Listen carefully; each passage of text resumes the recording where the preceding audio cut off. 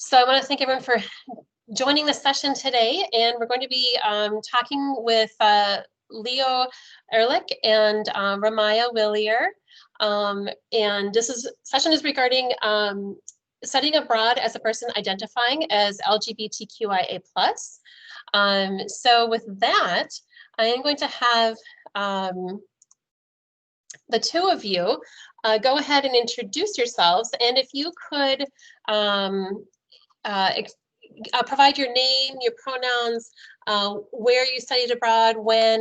Ramaya, would you like to start? Yeah, so my name is Rami, and my pronouns are she, her, hers. I studied abroad in Thailand at Mahidol University, and I am a trans female, so male to female. And thank you. My apologies for mispronouncing your name. So thank you for that. And Leo, do you want to go ahead? Sure, I'm Leo. My pronouns are he, him, his, or they, them, theirs. Identify as gay and genderqueer. I studied abroad in China in the spring of 2018 for the semester, so I was there for about 3 months.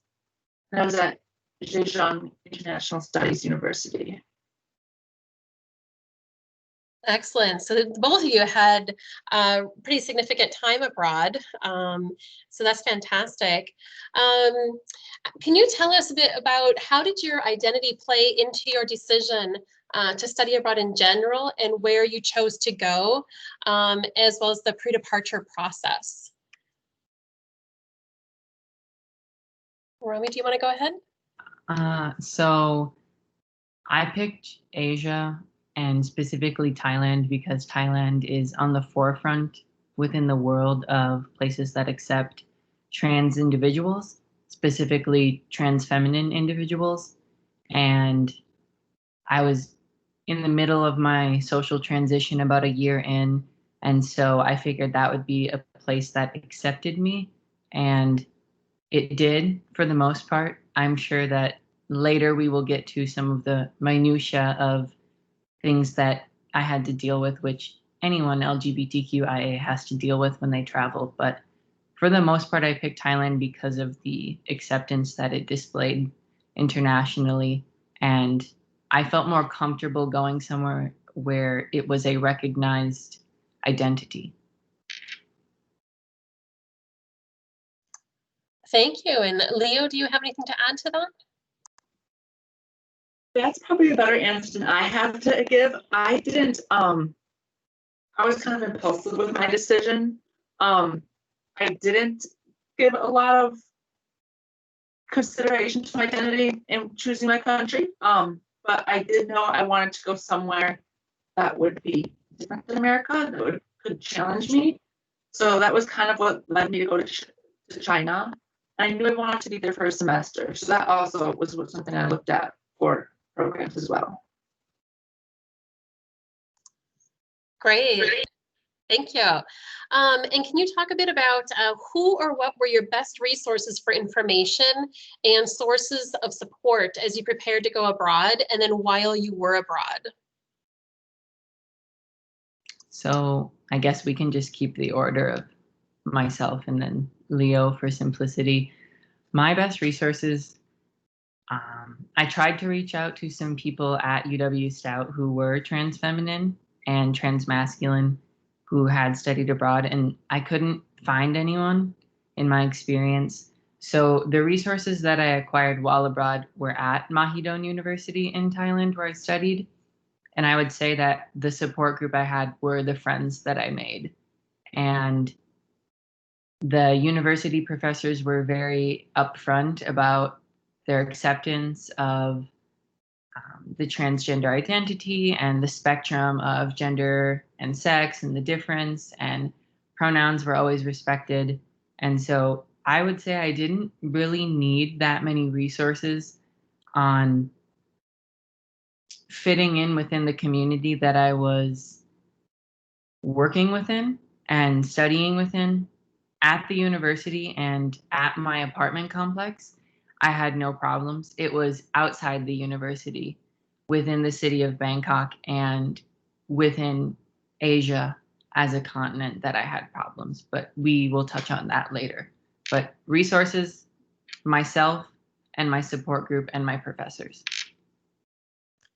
Great. And you mentioned the friends that you made, were they all international students? Were they Thai students or US students?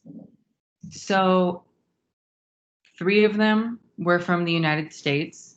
2 were from Michigan, who had traveled together, Sarah and Bailey.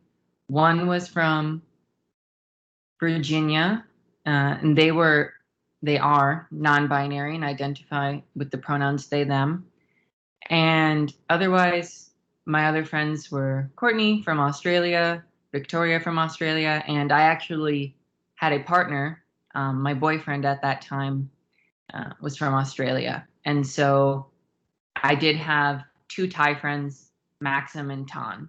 So I had a mix of, and a friend from Turkey. So I had a mix of people that I had in my support group. Most were female, everyone was female except Maxim and my partner. And most of those women identified as bisexual, lesbian, and or gender non-conforming. And that, I think, played a big role in the community that I found and the support group that I felt I fit most in.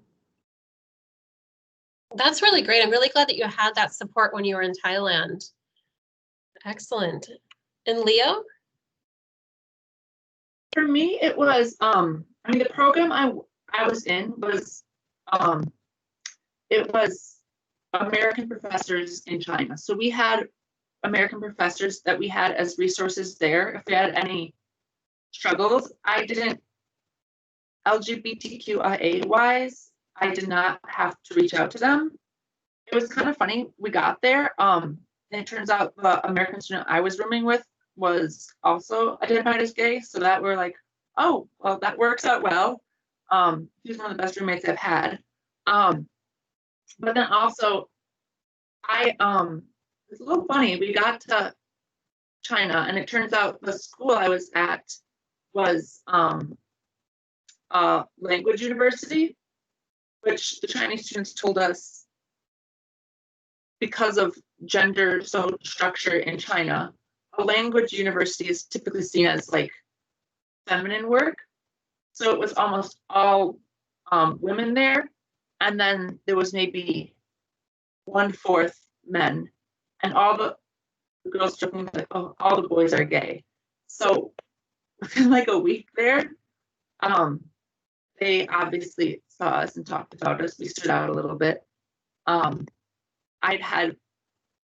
was one girl who like texted her friend. He's like, one of the exchange students is gay. So then I had a couple other Chinese students defending us and being like, oh, you're gay, I'm gay. And so they were kind of our resource, mine and my roommates, into like what that means in China and what that was going to be like in China, and cluing us into like the lingo and the dynamics.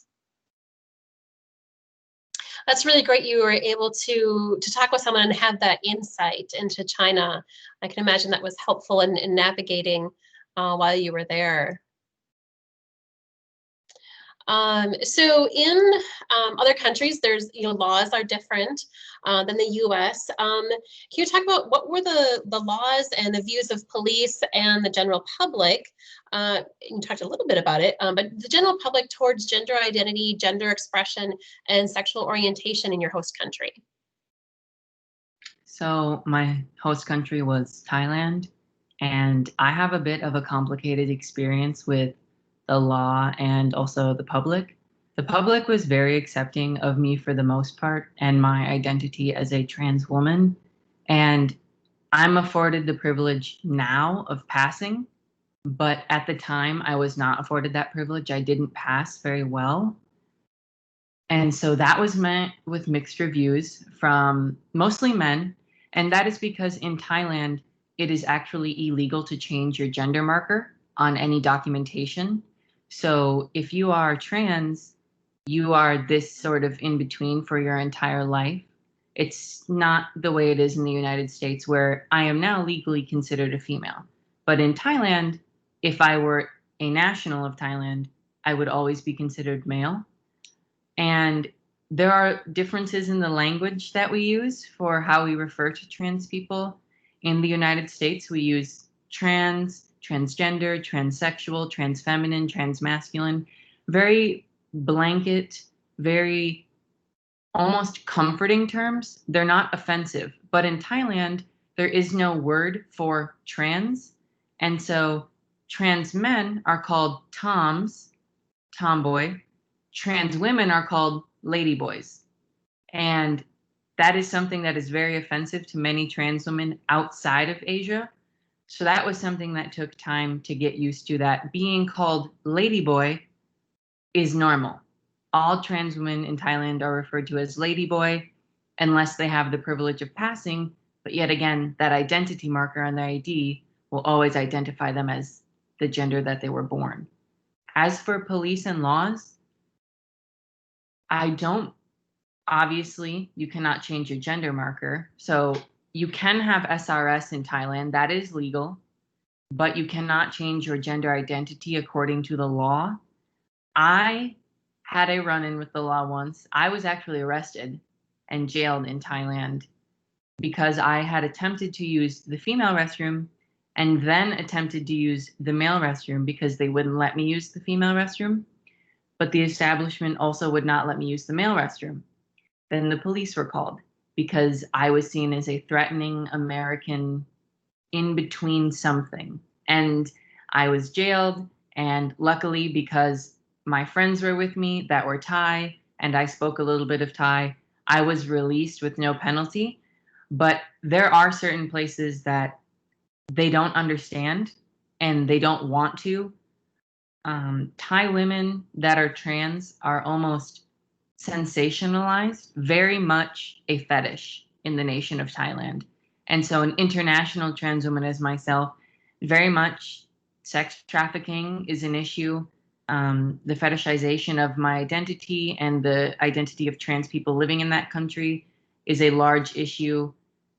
And I think that also plays a part with how the police view trans women.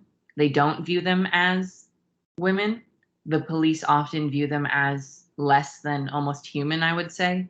And so they're more prone and apt to punish you in a situation, even if you're not in the wrong. And they will defend those from their host country before they would defend you, and they would defend a cisgender person before they would defend a transgender person. I hope that answers your question. It does. Wow. I can imagine that had to be very scary to be arrested in a foreign country. How long were you held with the police? So it was odd. I was handcuffed in this, it was a club/bar. I was handcuffed and held on the floor, like face against the floor, for about half an hour. And my friends who were Thai were speaking to them. The bartender was actually Thai but speaking English and vouching for me, saying that, I just needed to use the restroom and that I should be seen as a woman.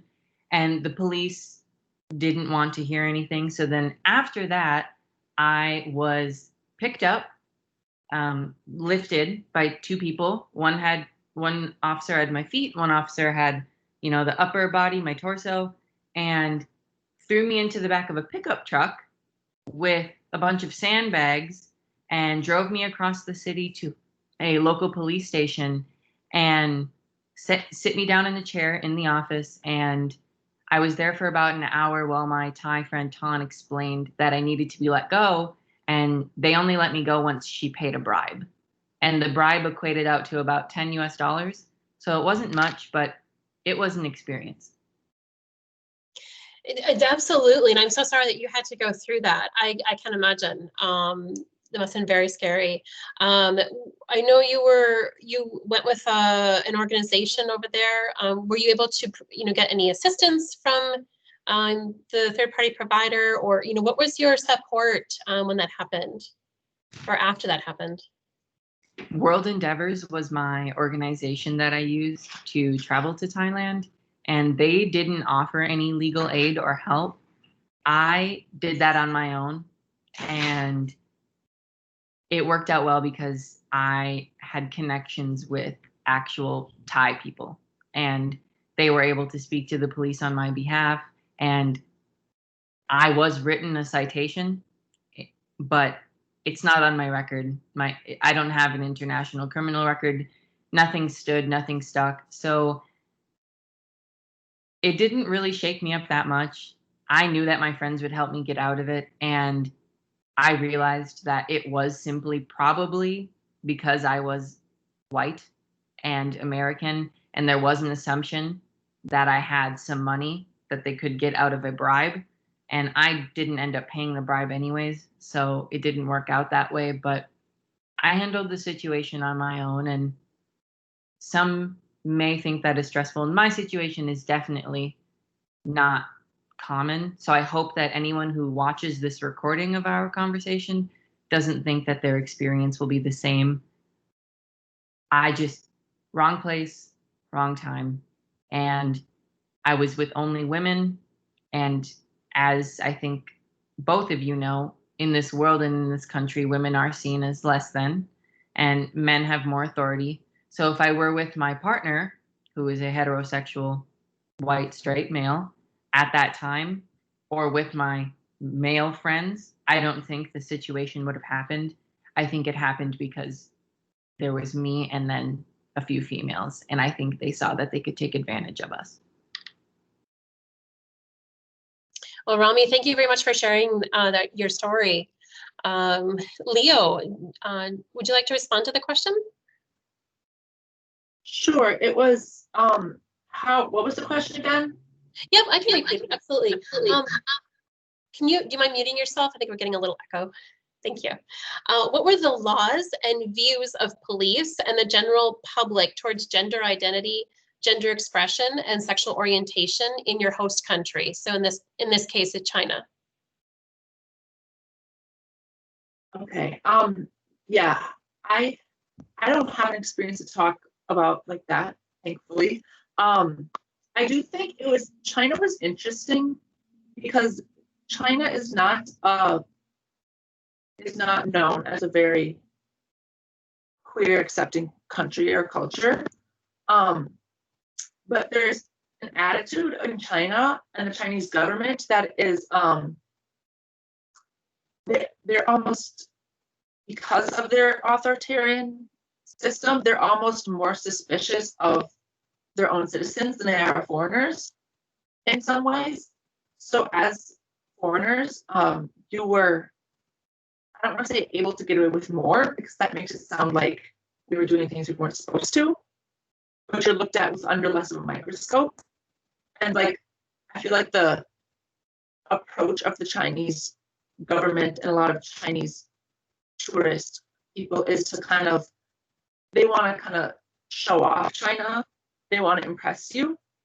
So there's a lot of, it felt like that oftentimes in a lot of situations, such as bars or especially in the big cities of China, like Shanghai and Beijing, there was a lot of things they would do to make you feel wanted there, or they wouldn't question a lot. I sometimes say my white privilege has never been more obvious than it was in China, because of that way of handling things. So I didn't have any trouble with law enforcement. We had some struggles with the visa office when we were trying to renew visas, but that was a separate thing. That was just all bureaucracy. We just spent like an hour sitting in the visa office trying to figure that out. But like it was, granted, I was on a campus that was very queer friendly. I was surrounded by queer people who kind of would show us around. They took us to it was the only gay bar in Hangzhou, which was the city I was in. which was a very cool experience. And I wasn't, and maybe I should have been more cautious, but I was never very cautious with how I expressed myself. In situations where it was a little more policed, I was like the visa office. I just wanted things to go smoothly, so I didn't do anything too extra. But I felt a lot of times my attitude was like I didn't speak Chinese, so they could say what they wanted, and it wouldn't really hurt me because I didn't understand it.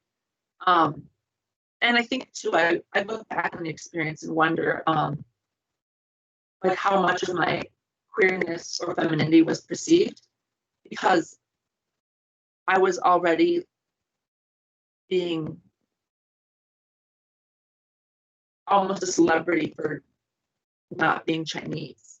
It was common for our group to just have Chinese strangers come up to us and take pictures with us, to tape us just talking or interacting. So there's part of me, and I don't know how that intersects with queerness, of like what was perceived or what was just seen as me being an American. There was a couple odd situations in bars, which I found where it was kind of like you mentioned. There was like, I'm a rather feminine person. There seemed to be like a fetishization of that, where it was oftentimes wealthier Chinese men who would meet us in the bar and they'd talk to us and they'd buy you a bunch of drinks. And that was always exciting because I didn't have a lot of money. But there was a couple situations where it was where I wasn't going to leave the table with my friends that I was at. So it's just filling out those situations and making sure you're always with people, I would say. Excellent. Great. Thank you. Now for this next question, you've kind of addressed some of them already. Oh, sorry, Rami, did you want to respond to that? Leo mentioned. You can go ahead. So I don't know if this is a question that you have, and I don't know if Leo traveled out of China while he was studying, or they were studying. I apologize. And I did. I went to Brunei and Malaysia, and also I think that's an important thing to touch on is if you are traveling, you also need to take into account the laws and kind of socialization of those countries as well. Malaysia, I had no problems with presenting and identifying as a trans feminine person. Kind of in Thailand and Malaysia, as Leo touched on, it was hard to tell if it was because I was American and white or because of my identity if people wanted to take pictures and video. And that's very common, I think. The experience that Leo had, I want to echo that because many people would come up to me on the street in Thailand and take photos of me. And that's something you have to get used to. And also in Thailand, kind of what Leo was touching on in China was that I would be invited into VIP clubs simply because I was white and blonde, blue eyes, like the typical American standard of beauty, whether it be male or female. And so people would also give me things that I didn't necessarily earn or deserve. But one really large thing is when I was in Brunei, which is an Islamic nation ruled by sultans, and I went with a Turkish friend who's a female, and then we went with two men who were from the Netherlands. And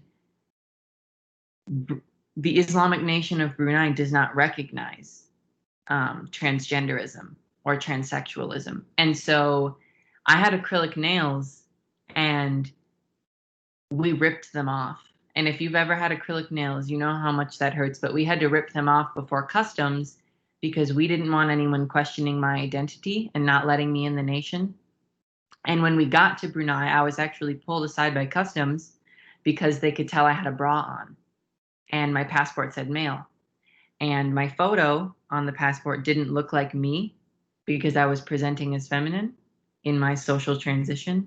And so I had to essentially lie and explain that I was a cisgender, white, heterosexual male with no intention to spread this sort of dishonor of transsexualism in the nation of Brunei. And they let me through eventually. But then there were a few businesses where I was denied entry because they suspected me of being either trans, and I'm not sure if they suspected me maybe of being homosexual as well. But there was one point where a restaurant said, "We won't serve you," and they pointed at me, and we tried to explain to them, like, nothing's wrong, like, just serve us. And they said, "No, we will call the police because if someone sees us serving you, then we could go to jail." And so that was very different. We ended up finding a very underground scene where there was the queer community, that kind of umbrella term. And actually, the Sultan, one of the Sultan's cousins, was there kissing men. So, and he was male as well. So it was a bit fishy, but just wanted to also mention that rules change once the border changes. And I think that's very important to acknowledge and make sure that you are aware of, because, Leo being in China and I being in Thailand, we may have gotten used to that host country. But once we leave those host countries and go anywhere else, it changes again. And so it's very important for students traveling, because it is fairly cheap to travel in Asia once you are there. And so I had the opportunity to, luckily, and I actually was in China for a bit, but it's really different. It depends on where you are. It depends on who you meet. It's very situational, but I would say, as a rule of thumb, in most situations, probably stay away from Islamic nations if you identify as LGBTQIA+, because they are very far behind on laws, on stipulations, on what the police can and cannot do, expression. So in Russia, for example, Russia is not an Islamic nation, but it is actually illegal to display any sort of behavior that would identify you as LGBTQIA, because it is seen as influencing the youth.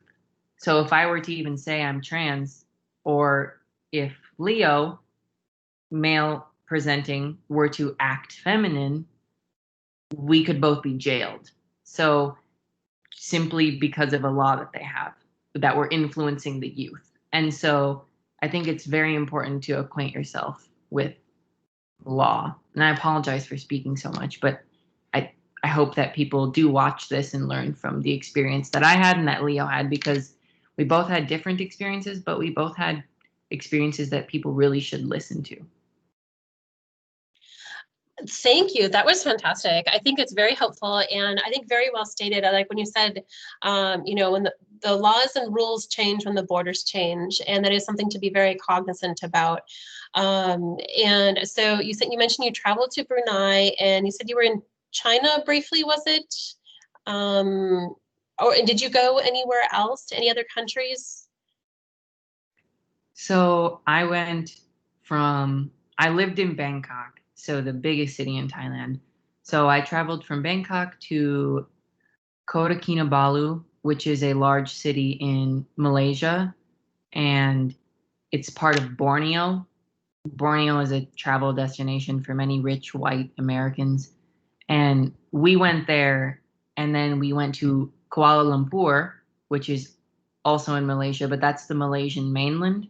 And then from Kuala Lumpur, we took a boat to Brunei, which is a different country. And Borneo, Malaysia, and mainland Malaysia are the same. So they have the same rules. We had no problems there. Almost the same situation with Thailand, as a fetishization of me. And the female that I was traveling with identified as bisexual. And actually, just a tidbit, in Malaysia, her and I were forced, we did anyways, but we were traveling with two men, our friends. We weren't allowed to share hotel room. We weren't married to them because we didn't have the same last name on our passport as the men. They wouldn't let us stay with the men. some sort of separation. There was a law there. I think that Vietnam is the same in that experience, that you have to stay with someone who is the same gender. But in Malaysia, they didn't check my passport. They just assumed I was female with her, which was lucky. Otherwise, I would have had to have a separate room.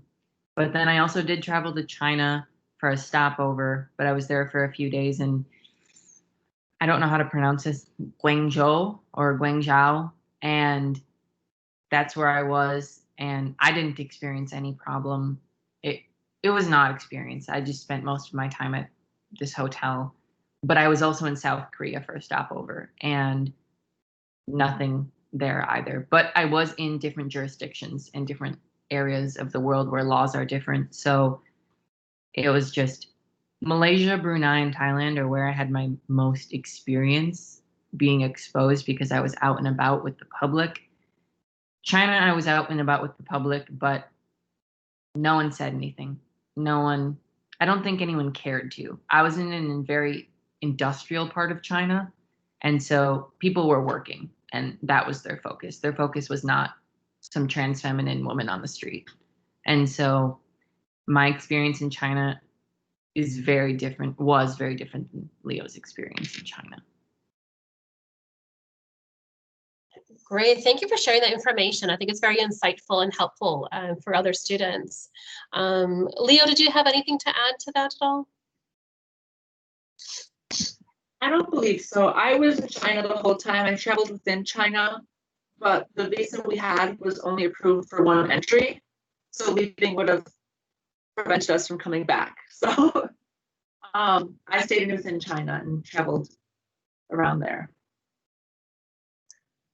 Great, thank you.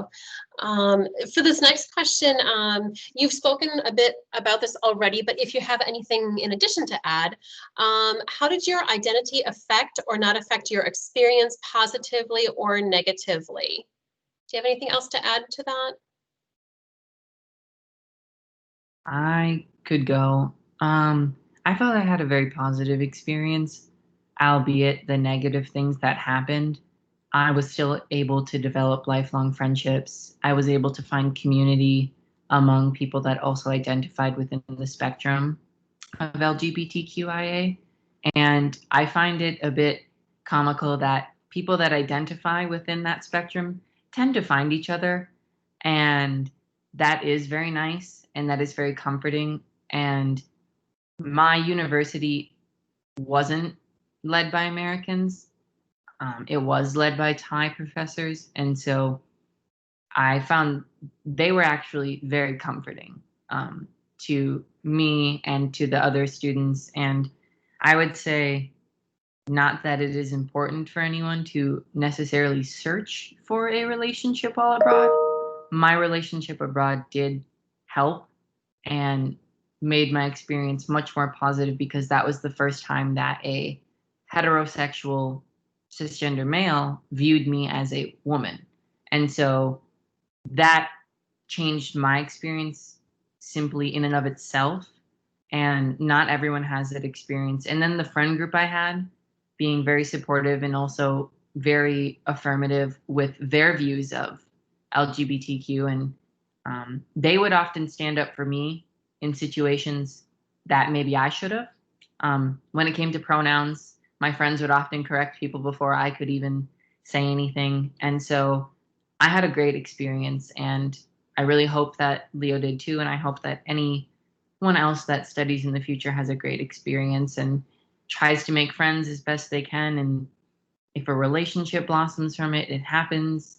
Mine ended when I came back to the United States, but it is something I will be forever grateful for. And I will also be forever grateful for the people that I met and the people that changed the course of my life simply by studying abroad. That's great. And Leo? Yeah, I would say I had a very positive experience. In some ways, I mean, I will acknowledge I was very lucky in that, like, I had people in my program and people around me at my school that I not only accept me but got along with me as well and were willing to do stuff. So I think in some ways it was interesting because it in some ways being queer almost made, I don't want to say it made it, it gave me another layer, I feel, other than being an American, that made students want to talk to me more.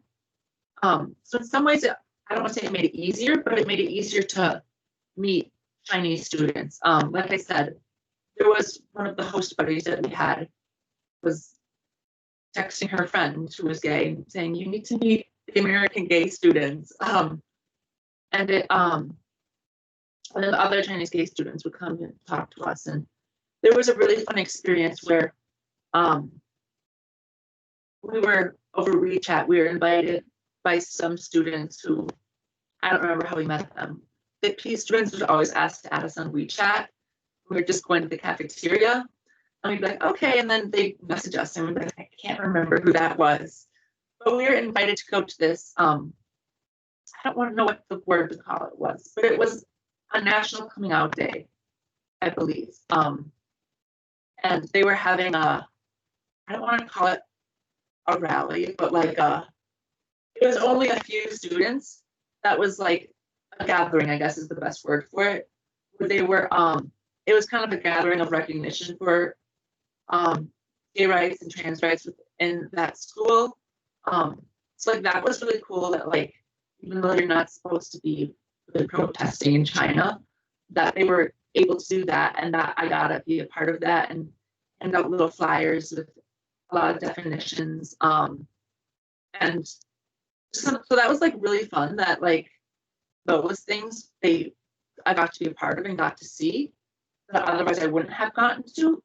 And then like one of the interesting things that I found with just even working with pronouns in China is since Chinese doesn't have gendered pronouns, all the Chinese students who are learning English had a hard time picking up on gender pronouns. So instead of just misgendering queer people, they called everyone she. Everyone was she there. So like that was kind of like the unique experience of like, oh, like the pronouns, like seeing people who can't grasp the idea of gender pronouns was interesting. And it was kind of funny to see the super cis straight people getting misgendered. Great. Thank you for sharing that, Leo. So it sounds like you both were pretty open when you were abroad. So I guess for the next question, maybe if there's anything you want to add, but did you make any choices about how open you were about your identity with others in the host country? You talk about instructors, fellow students, friends, if or how you chose to dispel myths while you were there. And also, if you could talk a little bit about social media, you know, did you post on social media? Could you just speak to that a little bit? So before making the decision to go abroad, my transition, even though it was a year along, was still in the very early stages of physical transformation. And so while I lived in the US, I did not present female. I had this persistent fear of living in the Midwest, of attempting to present female before I passed. And I know that that may sound a bit backwards and not on the forefront of how gender should be portrayed in society. But I made the choice when I went abroad to fully present as female, because to me it felt like a brand new environment. No one knew who I was. No one knew my name. No one knew my story. So even though my deck name at that time was my legal name, I went by my now legal name. No one questioned it. No one knew. Everyone accepted when I said I'm a female. And with my friends, I was always upfront that I am a trans female. I find no shame in being a trans female. And with my professors, I was very upfront about that too, because I do think the needs socially are different for cisgender women and transgender women. And I can't touch on men, and I don't want to, because I no longer identify as male. But, you know, the rights and socially and the socialization is also different. And as for social media, I don't have social media. I never had social media. I met my partner in a bar. I met all of my friends in person.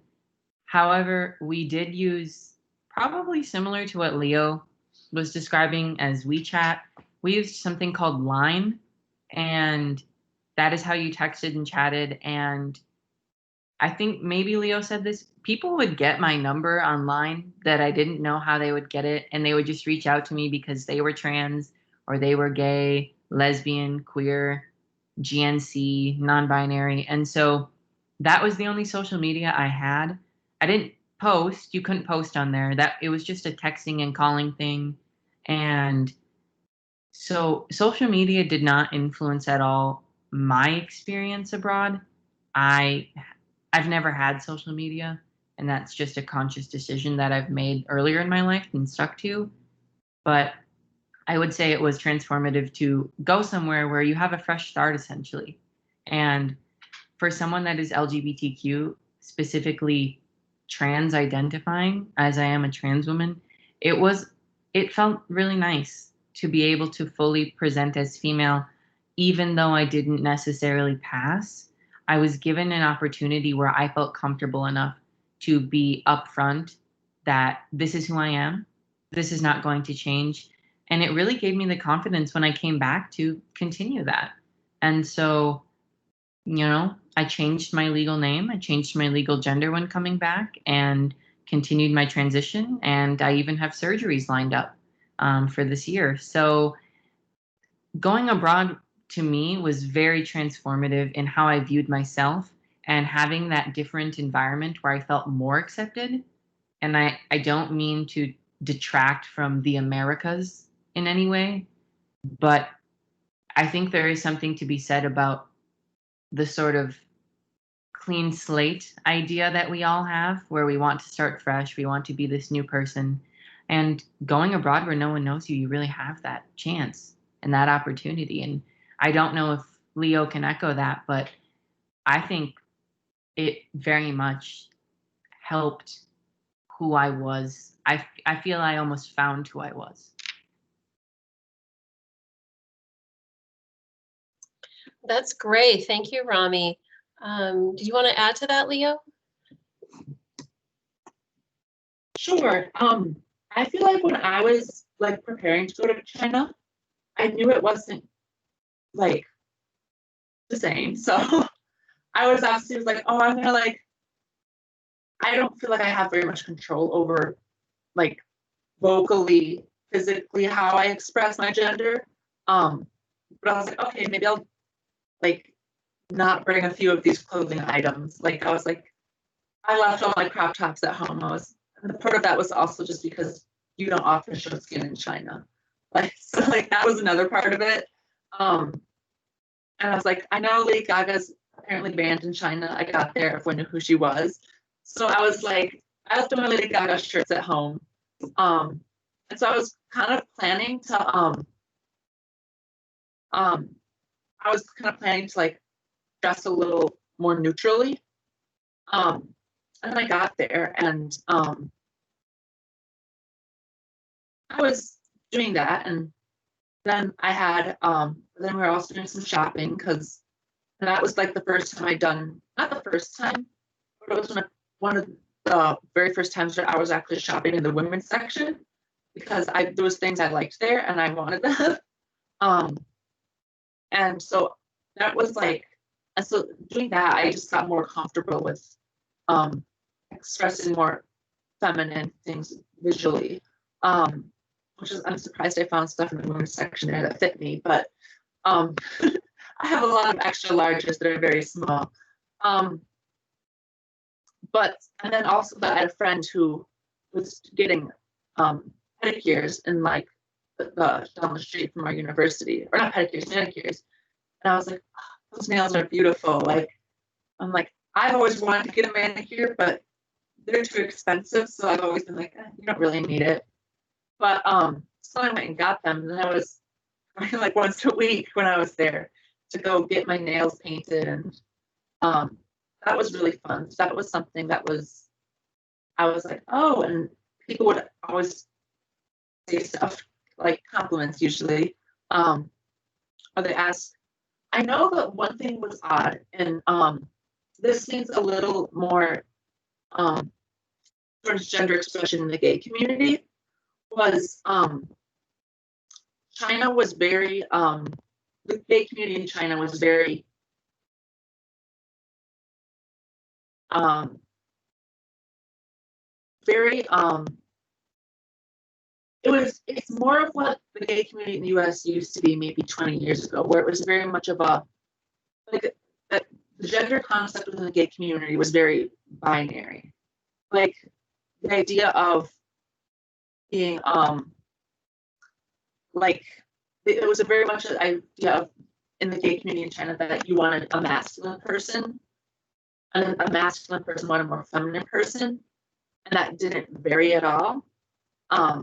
So like in terms of like even talking with our Chinese friends, they'd be like, oh, like this guy's cute, but he's a bottom and I'm a bottom, so we can never be together. And like sort of this idea of like that in terms of even like bottom and top, that you would have to be feminine or you have to be masculine. So that was weird in that like they almost within the gay community would try and gender you. And so like that was stricter, and that so like, I had a couple of my gay friends that painted their nails like, Leo, why are you painting your nails? Like it was so much nicer before, and I was like, I like them better now. And like the idea of that was new to the gay community in China. Great, thank you for sharing that. We appreciate it. We have just a couple of questions left, and we have about in about 10 minutes left, so that's great. For the next one, access to medication, supplies, or services to care for medical needs, including those related to physical transition, can be an issue in some countries. Would either of you like to share their experience and any suggestions in this area? As a trans female, I do physically transition still and will have to my whole life. So I did have access to medication while I was studying abroad. I was given a supply before I left the United States, but it wasn't enough. The FDA regulates hormone therapy medications, and so you can only be given a quantity of, I believe, 2 months. It depends on the country you're going to as well, which is odd. But my organization that I traveled with, I had health insurance through them, up to $200,000 of coverage. And so I would just go to Bangkok International Hospital once a month and get re-upped on my meds. And yeah, so it was really easy for me. I was able to continue my physical transition. I was actually put on a different medication that the United States is the only country in the world where it's not FDA approved, and it's a stronger testosterone blocker that actually, I know that this may sound bad, but all of the Thai women use it. It actually not only blocks testosterone, but it breaks down bone. So your bone structure actually becomes smaller. Your bone density is essentially, it's like leaching calcium out of the body and making your skeletal structure smaller over time, which is quite dangerous and not something you want to play with for too long. But I was put on that med, and the doctors were just like, all right, awesome, do what you want. You know, I was technically a male in the system of the hospital because, like I said, you cannot change your gender identity, and they won't recognize that. They'll call you she and her if you want, but they're not going to recognize you as a woman, because in their minds you are what they would, lady boy, you're trans, you're an in-between. We're just helping facilitate you getting to where you want. We are a medical provider. We don't have an opinion. And so it was super easy for me to get my medications and continue my physical transition. And my access to medical care was great. I had 2 situations where I had to go to the emergency room for other issues, and also Everything was covered 100%. I didn't spend a dime on anything medical when I lived in Thailand, and that was very comforting. And I think for anyone potentially studying abroad, really looking into your healthcare coverage that you have or may not have is super important, because it gave me the ease of mind knowing that every time I made an appointment, every time I needed medication, or if I had to go to the emergency room like I did, it was covered. And I didn't have to be afraid of, oh, do I have to not eat in order to afford my medication? Or am I just not going to be able to continue my physical transition, which would have caused a lot of dysphoria for myself, and I'm sure almost any trans person, if they could not continue taking the medications that they feel so necessary for their life. So that's really all I have to say on that. I don't want to take up too much time. Yeah, I think it's really important, like you said, to look into your insurance and know what is covered and not covered. I studied abroad in Spain many years ago, so things were different then, but that's something I did not do when I went abroad. And I do remember getting very sick. I had some, with the food, a lot of people have issues with the food. My intestines literally were like cramping. I couldn't even stand up straight. And I did not go to the doctor because I didn't know where I should go. And I didn't seek out the resources like I should have. So I just waited it out, and it was a little difficult. So I think it's really important to understand where you should go, where the doctor's located, what's covered, and things like that. So thank you for sharing that. Leo, do you have anything to add? Not really. I don't have, I feel like that was more of a question around me, but I know my friend, I did have a program that also covered health insurance. I never had to use it while I was there. I do know my roommate though had psoriasis, so he had a shot he needed to take every 3 weeks, I believe. And so what he had to do was he did similar, was he had to get them all like ordered ahead of time. So we had 3 months supply for the whole time we were in China, and so that was a very similar situation.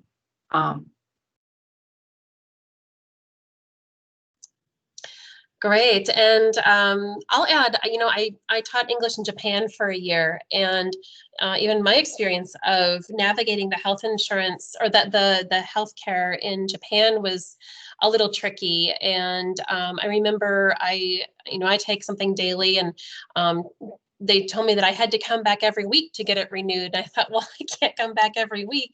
And also going to the doctor, especially trying to find an English-speaking doctor was tricky. And I remember having to go, I was told, I didn't speak any Japanese, and I was told to go stand in this line at a certain time, and then there's a lottery. And it was very, I never really understood it. I was in the country, a very small village in Japan. And so I wasn't anywhere like near Tokyo or Osaka or anything. But yeah, so those, even going to the doctor, it's just a different system you have to kind of get used to sometimes. But we have just a few minutes left, but I would like to ask the final question. Looking back at your experience, what do you take away from it when it comes to your identity? And do you have any final suggestions or tips for students who identify as LGBTQIA+ who are considering studying abroad? Well, for myself, I became more proud of who I am. And I think that I found more of a sense of self and realized that who I am and my identity is only for myself to decide. And I think living and growing up in the United States of America, we are socialized to believe in the binary, and we're also socialized to believe in gendered roles. And so being somewhere where that wasn't the norm really helped me blossom into realizing that I can be who I want to be.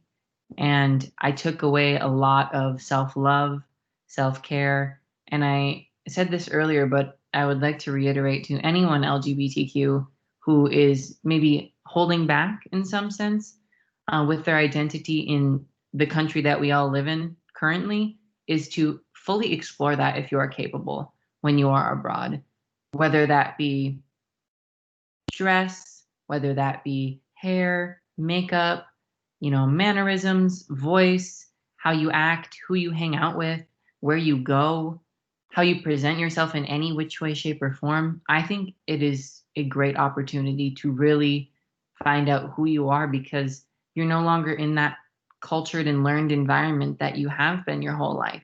And we are enculturated in the country that we are born in to believe a certain set of things about ourselves.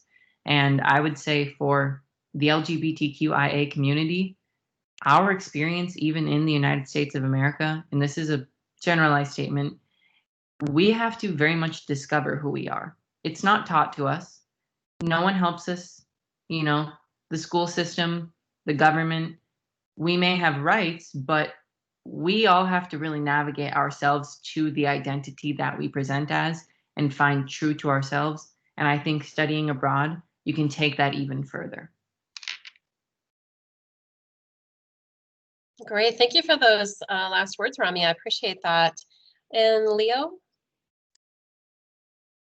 I would say, yeah, it was a lot of the, kind of what you said. It was like, because it is a new culture and you're so used to functioning within American culture, there's a lot of things you think about that you do in your daily life. And now that there's not a new culture you're functioning in, but in a lot of ways, as like in China, I was never going to fit into the Chinese culture, and no one was ever going to believe that I was Chinese or expect me to act Chinese while I was there. So in some ways, it was kind of up to me for like what I got to be, and like there was no social pressures. I wasn't being pressured to be Chinese. I wasn't being pressured to act on American social norms. So there was kind of like the clean slate that you mentioned of you get to explore. It's just kind of you and yourself, I think, in a lot of situations with gender or sexual identity and just your whole full identity. It teaches you a lot of independence, which will always teach you about yourself. It teaches you to consider like what's important. It teaches you to consider what you value. And I think in a lot of ways it also gives a good framing of gender and sexuality within the United States and the differences. In some ways you'll think, wow, the United States is behind. In some ways you'll feel that you are lucky to be in the United States. Like, I felt very lucky in that I can marry who I want, whereas a lot of my gay friends in China were, I think all of them said they wanted to come to the US so that they could marry someone, because they don't have that right yet. And they don't have that social right yet. Most of them had never told their parents they were gay, or knew that they would never live with a partner, that wouldn't have been an option. Because part of it in China too was, because the odd thing with the perception of gender and sexual identity in China is China is a very secular country. There's not the religious background that we are used to in the United States and Europe. So China's, I guess, reluctance towards same-sex marriage and gender identities is all based on carrying on family name and family tradition and family honor.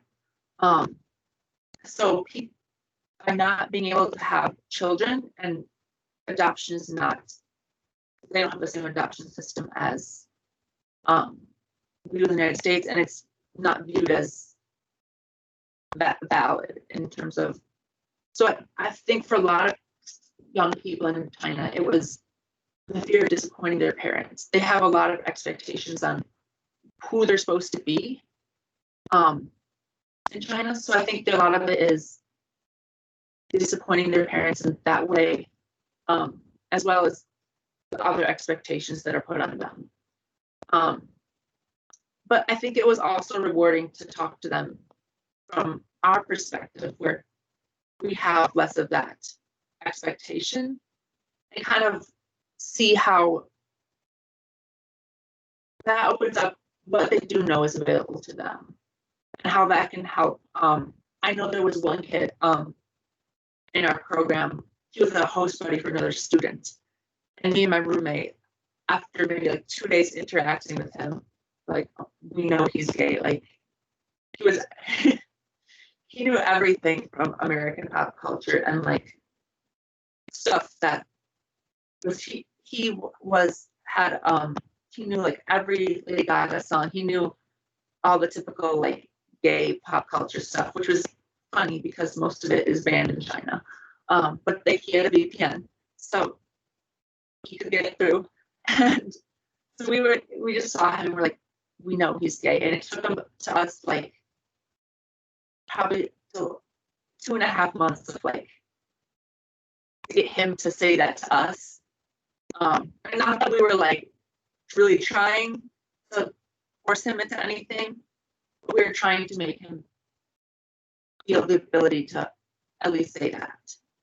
And I think that was fun too, to see that.